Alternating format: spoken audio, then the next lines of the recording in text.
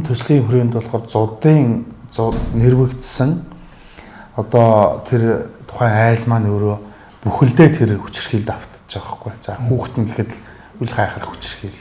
Аав ээж хоёр нь бол хамаг одоо зуудын үед бол хүүхдээс илүүтэйгээр амьдралынх нь гол их усур болсон мал эдэн малынхаа тэр хамаг ач холбогдол өгдөг.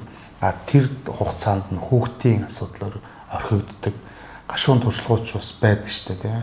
Аав ээж хоёр малын хараас явсан чинь бага насны хүүхэд нь аав ээж хараас яваад шуурганд амнасаа алдсан гэх одоо бага насны юм одоо гашуун түүхүүд бас байдаг л та. Тэгэхээр иймэрхүү асуудал дээр бас төлхөө ойлголтыг өгдөг. Малаасаа илүүтэйгээр хүүхд чинь нэгдүгürt гэдэг ойлголтуудыг төлхөө өгж байсан.